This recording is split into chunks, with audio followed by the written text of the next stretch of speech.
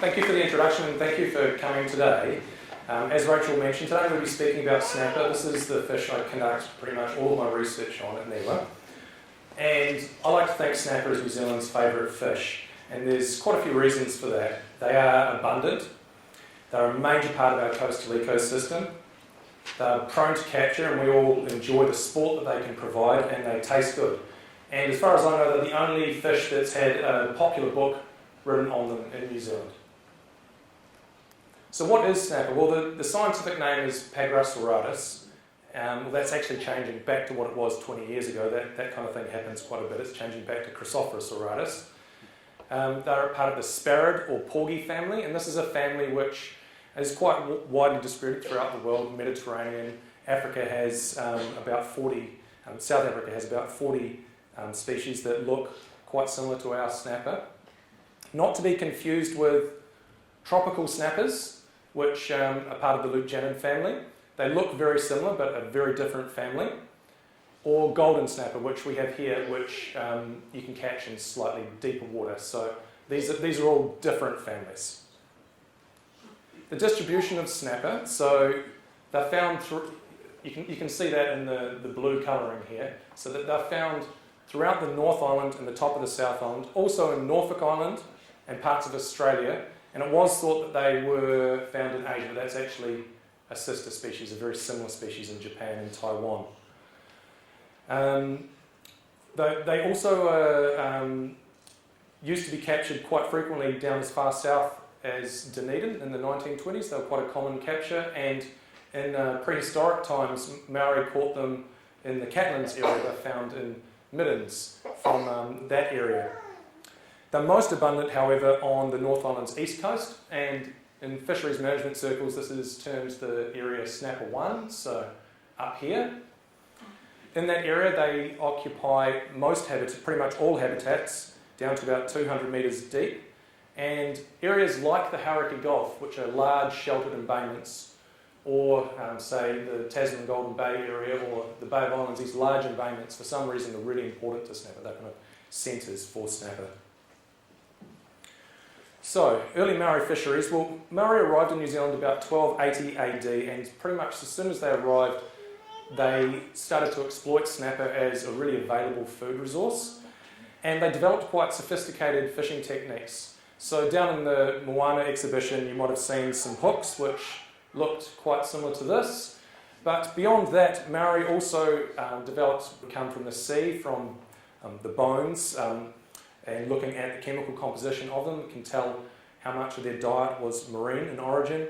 And then looking at middens, or the rubbish dumps of Maori at the time, looking at the stuff that's deposited in the ground in those areas, we can get the proportion of that marine part of the diet that was snapper.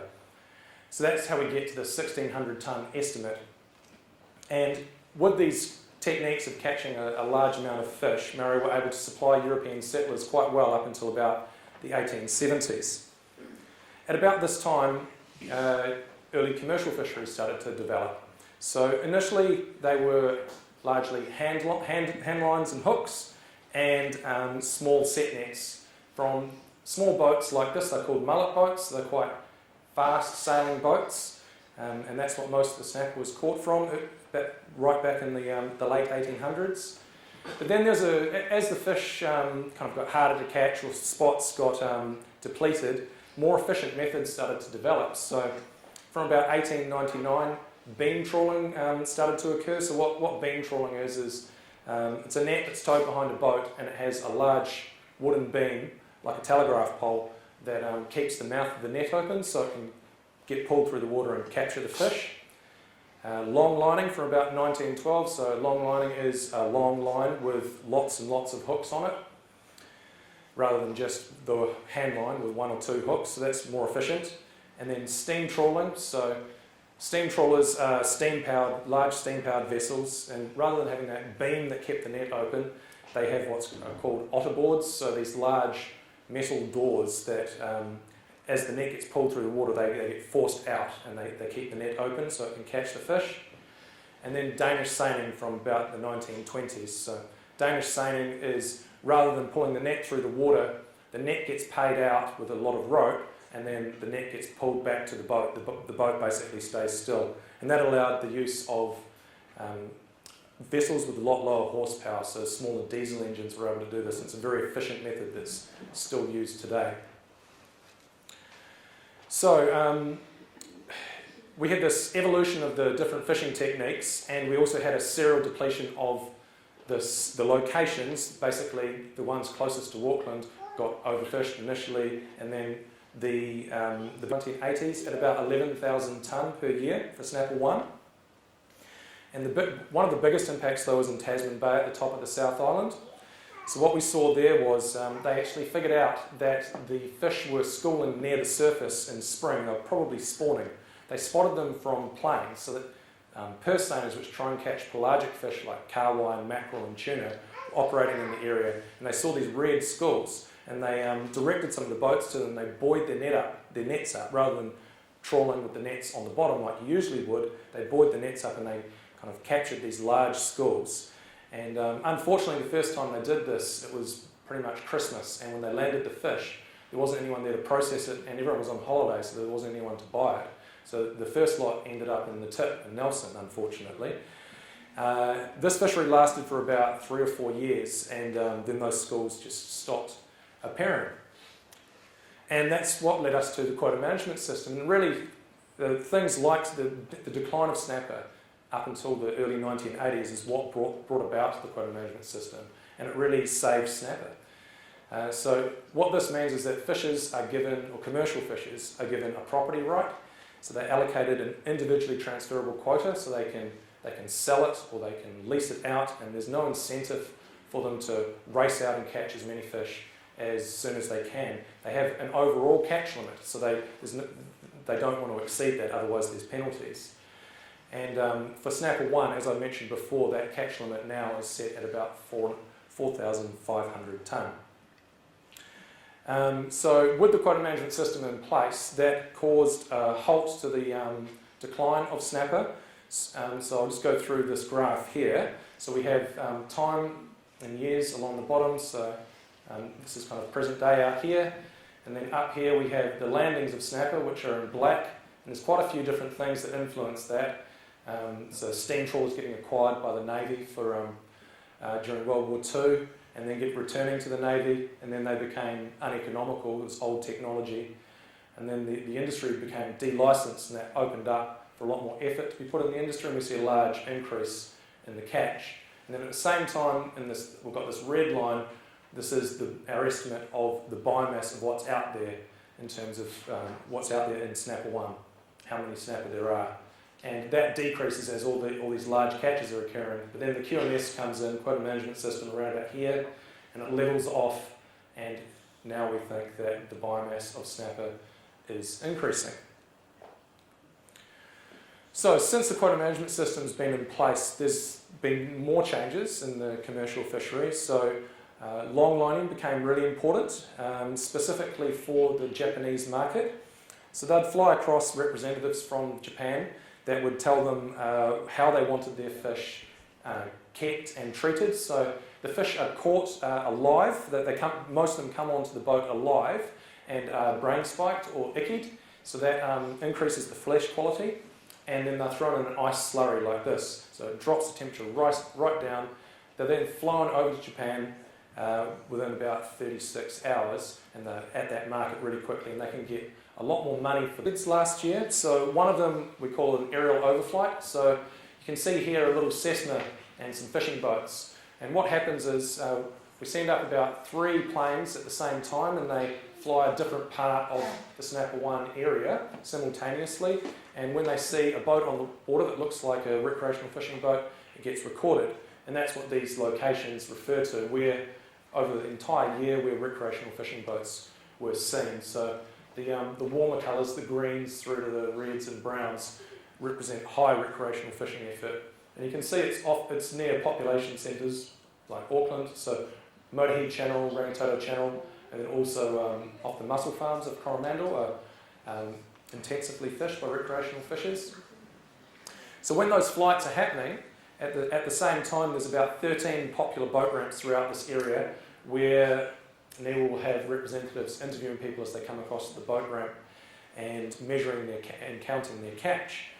And combining these two things, where the boats were seen and how many boats were seen, and the catch of those boats, multiply that up over the year, counting for public holidays and weekends and weekdays, and we get a catch estimate of around about 3,800 tonne for that Snapper 1 area.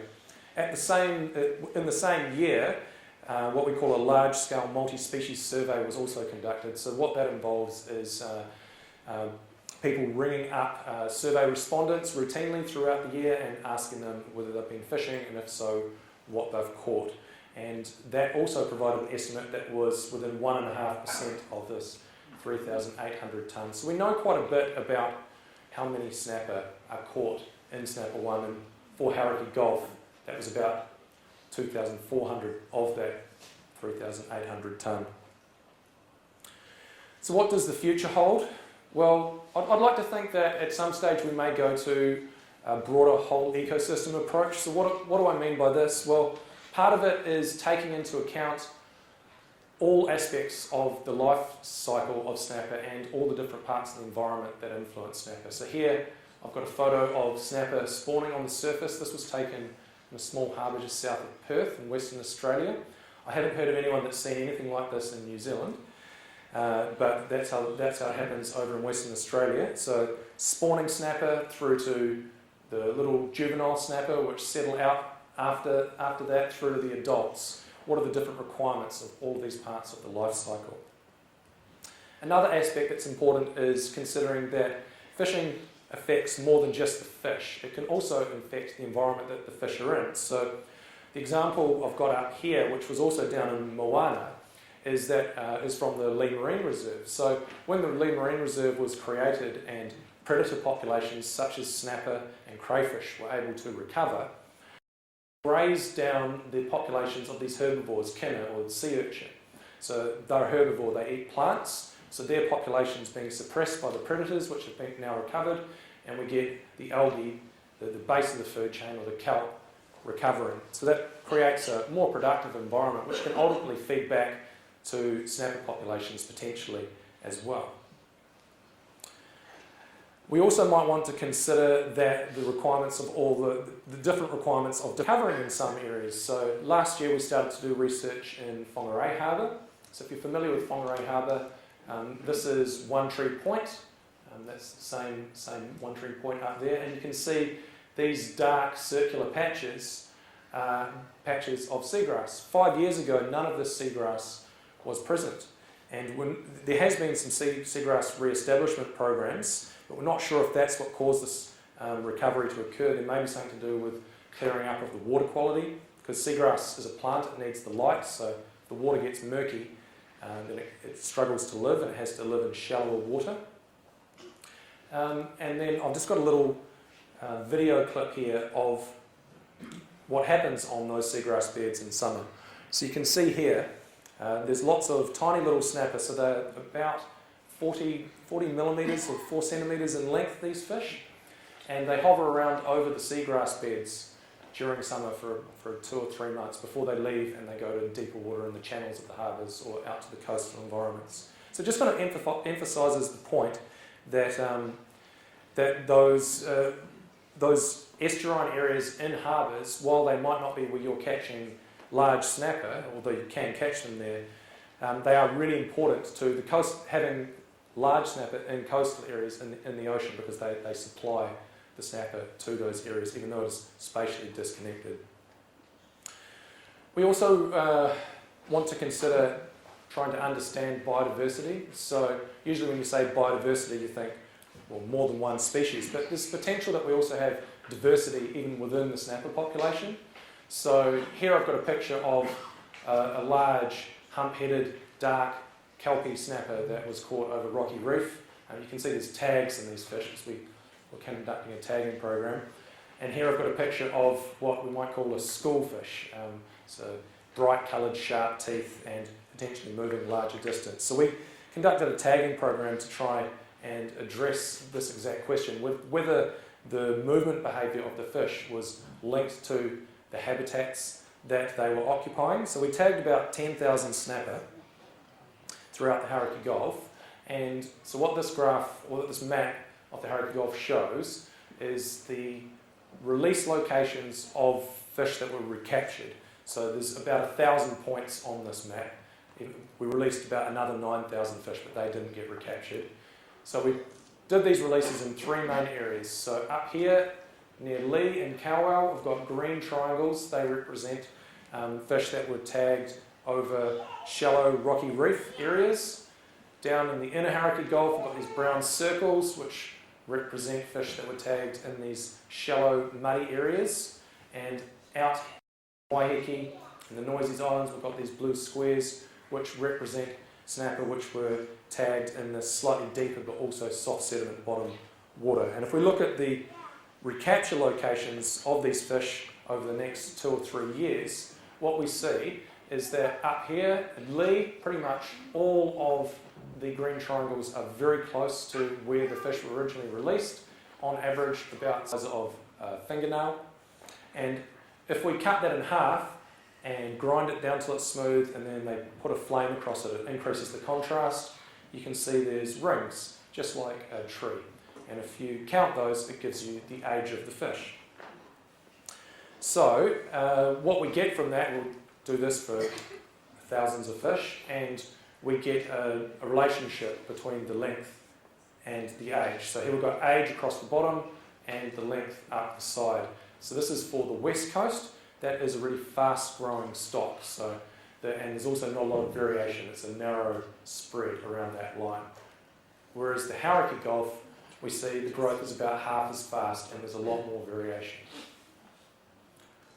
So what this tells us is that these 2 fish could actually be the same age. It's entirely plausible. So this is a 28 centimetre or half kilo fish, and this is a 60 centimetre, 4.1 kilo fish. They could both be 15-year-olds. In general though, for the Hauraki Gulf, a fish of around about a kilo or 36 centimetres in length is probably going to be 10 years old. And we kind of step through to your 9.1, I'll put that there because that's 20 pounds, which is kind of the magical trophy mark for snapper. That is probably going to be a 35 to 45-year-old fish. We have aged even larger snapper that taxidermists give us the air bones out of them sometimes. They're not always the oldest fish, they'll generally come up in this bracket here. The oldest fish that have been aged have been in the 60s, so I think 65 was the oldest one. That was actually a fish from near Nelson, and it was only about a 7 kilo fish. So what is large? Well, before I mention the work that we do... I'll just come over to you, sir, with the microphone. Thank you very much, Darren, and I'm sure it has set up a number of questions. Thank you. The photo you showed of West Australia with the surface spawning snapper, Yep. They closed down their fisheries during spawning, and this could be part and parcel of the reason that you see this sort of thing. Why don't we do this here? Okay, yeah, so that is a management question. So, but the reason that we don't close down the spawning fishing during spawning is because the success of spawning in any one year is really tightly related to the water temperature in that year. So basically, if we have a really warm year, it means that we're probably going to get good snapper recruitment. And the way the fishery works is that from that ageing work that we do with the otoliths, it shows that it's not, you don't get the same number of fish coming through to the fishery from every year's spawning. There's the odd good year, and that will prop up the fishery for quite a while until those fish grow through or get caught. But basically, the temperature is a far more important determinant of that year class strength, which is what's going to prop up the fishery. But that will be the same in West Australia as well. Well, it is a very different system over there, different oceanography, so water temperatures and climate. But we're talking about a fishery over there that is far smaller than here in terms of the biomass and the amount of catch over there. They are also really tightly aggregated in different spawning areas. So they have this behaviour, for example, whereas I haven't heard of anyone seeing this in New Zealand. I'd be really interested if someone has. So that they've actually also got boxes out in Shark Bay over there where they close down the fishing during spawning just in specific areas because they know that's where the fish are spawning. Whereas in New Zealand, there's spawning that does occur, but it's it is an aggregation, but there are lots of aggregations and it's spread out over a much wider area. Is it not so though that we don't do it because the industrial fishing industry likes to target during spawning when all the fish are bunched up together? I don't know if that's what occurs or not. I mean, that's a question that would have to go to. I mean, I do research on the fish stocks, which goes to managers, and managers make decisions about that. So the Ministry of Primary Industries, that's really not my area to be answering, unfortunately. Oh, sorry. Darren, do they still use, for snapper fishing, box nets? If you go back to the 70s, and Sealord actually they brought in 2 sea harvesters from Denmark, and they were doing the box net fishing. One was certainly down in the Coromandel, and there was another location as well. I actually had the privilege of going up one day on one of their fish, and snapper. I just wondered if they still. The seagrass for being a juvenile nursery. Mm-hmm. Do you have any comments about, say, mangroves in that respect, and role they may or may not play? Yeah, so seagrass is subtidal, so the fish can stay, the juvenile snapper can stay over it regardless of the tidal state. The mangroves are further up.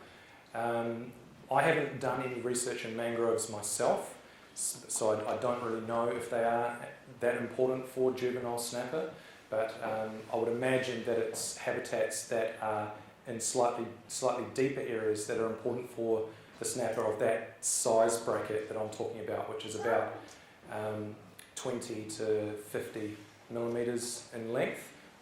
There's a potential though that snapper could initially be settling to a different habitat before they move to places like seagrass beds. But they're so small and cryptic, it can be really difficult to nail down those things. So mangroves could come into that. I just don't know.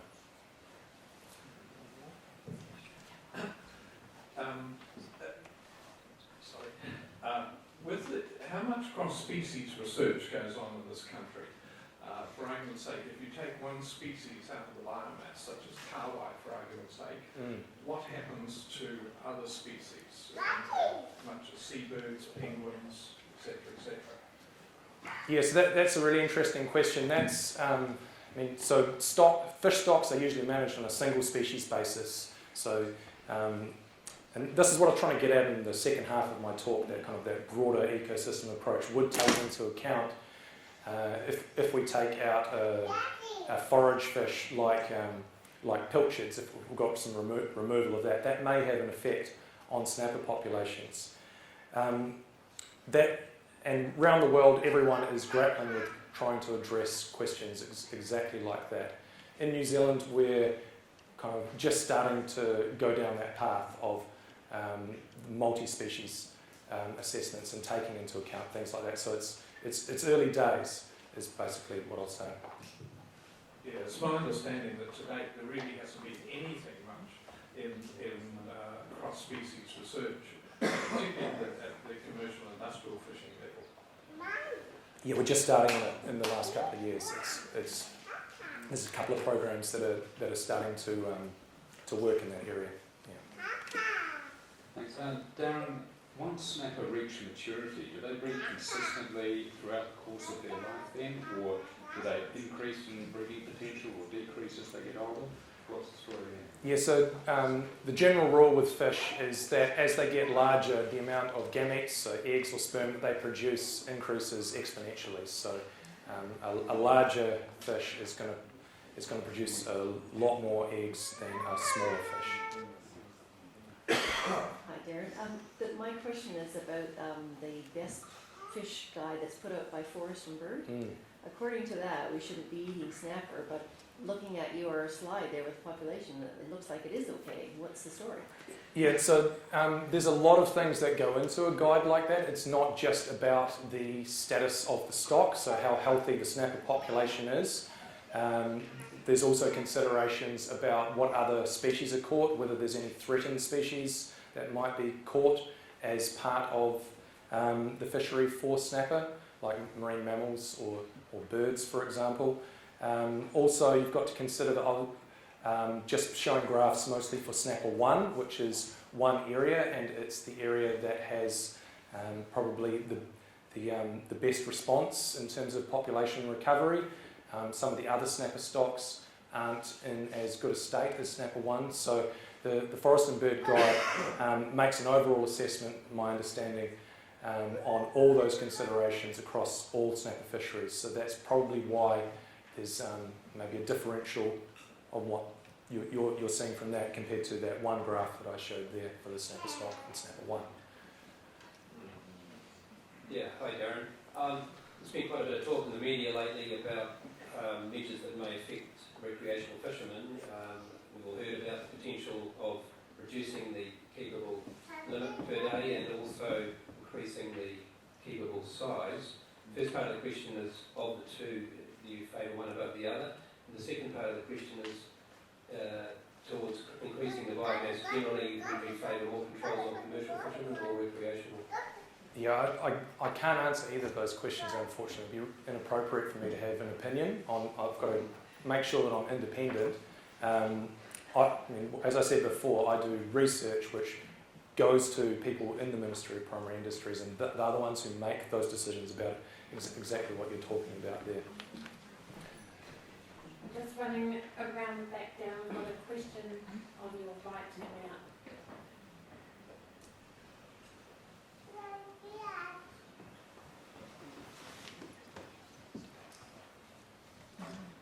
Good afternoon. Thanks very much for the session, by the way. I'm a recreational fisherman and I'm interested in solutions and to try and increase the biomass. I'd like your views on a couple of things because they're not particularly well covered in the statement that's been put out by the Ministry of Primary Industries. The first thing is that I've heard that the amount of nitrogen that comes out in the Thames area because of the cows down there is equivalent to 7 million human beings. And I'm just wondering what your views are and what's happening in the Firth Thames with the nitrogen and also the depletion of the mussel stocks that are down there, and whether in fact if that was turned around that would have a major positive benefit. The second thing has to do with the Goat Island sort of situation, what your views would be about if that was duplicated or reproduced 10 times in the Harriet Gulf, would that make in fact a substantial contribution to this biomass? I'd just like your views on the thing. Okay.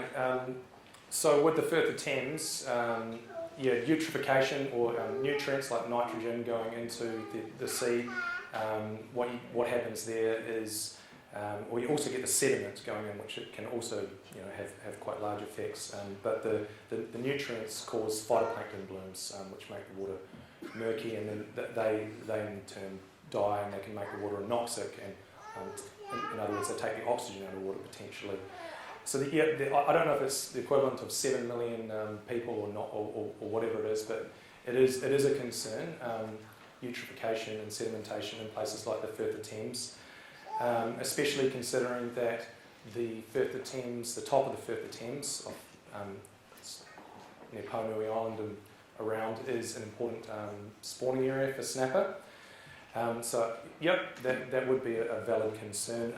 About the mussel reefs in that area, so they've been gone since about the 1960s.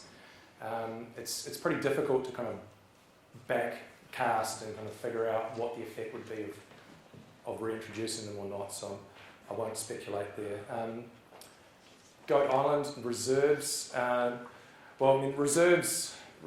reserves, so I'm not really sure. It'd be interesting to see. Hi Darren. Just in terms of gathering the data and what you were doing now, what you're doing out there, tagging, gathering, I mean, how the mechanics of that? I mean, how many of you are there out doing it and so forth? Okay, yeah. So with the tagging, where was the picture of that? Yeah. So we that was quite a logistic effort actually. We chartered 2 or 3 of these commercial longline vessels simultaneously. So we would, off each vessel, we would set around 2,500 hooks a day. So they'd be usually in the water by about 6:30 in the morning, and then you start pulling them back in, and we have large holding tanks on the boats, and the deckhands kind of pull the fish off the hooks and chuck them in the holding tanks, and we fish the fish out with a little dip net and put the tag in and record the number, measure the fish, GPS coordinate, and then the fish goes back over the side as quickly as possible. So they were some rather tiring trips, I can definitely attest to that. To get 10,000 of them out there, it took us a number of months, from about November through till March, I think. Not working the whole time, obviously, but just when the weather's good. And then for the next 3 years, we have to receive the fishermen as the calls from the fishermen as they're catching the fish. There's a phone number on the tag, and so we have a kind of a cell phone that's devoted to that. Speak to the fishermen, take down all the details, send them out a letter. They put a mark on the map of where they caught the fish, and it all goes into a database and gets analysed. So, yeah. So that would rely on either the recreational fishermen or the commercial fishermen taking the time to do that? Yeah, and we incentivise it by putting them in a prize draw. So we gave away a couple of rod and reel sets every month for 2 years, I think. It was a lot of rod and reels. We had a really great response. We 1,000 tags, 10% of what went out. That was really good. I'll just contrast that with so this was a tagging program to get it movement. So that's why I've got these external yellow dart tags, they're called. The tags that are used for tagging programs to estimate biomass, that's the best way for the snapper stock to try and estimate the biomass is a tagging program. Those tags are internal, they're cryptic, so you wouldn't know if you caught one. They are a small plastic capsule about the size of a grain of rice. They've got a coil of wire in there, and what we do is we have, only in commercial sheds, we have tag readers, so they activate that coil of wire by they have a current, and it kind of blips the number on the tag back, and it gets recorded, and we know the amount of fish that is going through those readers, and we can scale things up from there to get an estimate of how many fish are getting recaptured, and that allows us to, with a whole series of very complicated assumptions that I don't understand, that allows us to get to what we think the biomass is for snapper stock. So the last time that happened in Snapper 1 was about 1994. There are other ways of estimating biomass. This tagging programs are really, really expensive. And it happened on the west coast in about 2001 was the last time that a large tagging program for biomass happened over there. And if there's one thing that you didn't understand about the fishery, but just wish We do when we go fishing, release the fish back. Yep. So about 20 years ago, I wasn't involved in it, but there was a study near Kauai Island where they had large sea cages, and they went and caught fish like this with long lines and different methods, and they tagged them and they put them in these cages and monitored their survival. I suppose one of the most important things that came out of that was that if the fish was gut hooked, well, it's not usually actually in the guts, it's just at the back of the throat near the gills. If a fish was hooked deeply like that, it really did affect the survival of the fish. That, and if the fish was caught from deeper water, so over 20 metres, it would have a lower survival probability, because these fish have a swim bladder, so like it's a bladder full of air, and that expands as the pressure reduces as the fish come up, and it ruptures, and the fish often can't get back down because they've got so much air trapped inside them. So they were the two most important things that came from that. If the fish didn't have either of those issues, I think the survival rate of a released fish was about 8%, somewhere around about there. About 8%, 8% mortality, sorry, so 92% survival. That's important. So when you're releasing your fish, I can run through that. So you'll notice that here we've got basically dishwashing gloves on. So people say use a wet rag. That's definitely better than using bare hands. your hands are warm, they can actually kind of burn an imprint into the fish. But what we're trying to do with the rubber gloves, apart from stopping the heat transfer, is to also stop the removing the kind of the protective mucus layer of the fish. So handling your fish, if you're catching it and releasing it, is important. You've got to be gentle with the fish. Don't touch the gills, don't put your hand inside the gills. Don't hold the fish by the tail like that. Or don't touch the eyes. And if you're going to go as far as wearing dishwashing gloves, that'd be good. Otherwise, a wet rag. And with the swim bladder, the embolism problem,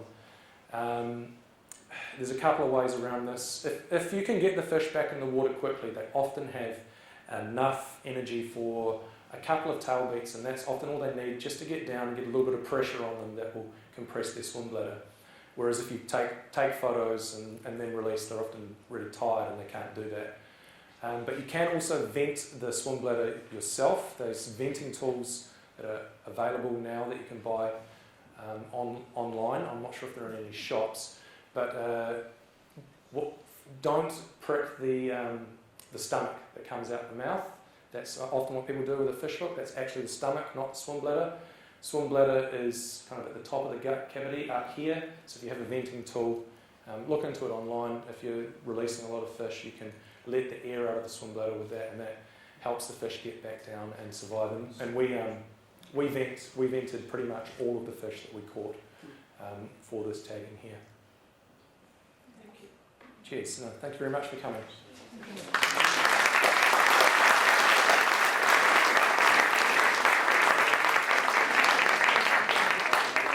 Thank you very much to all of you. Just before you all escape, I'd just like to thank you guys as our on-site audience for being with us today. Also our online audience, thank you very much for tuning in.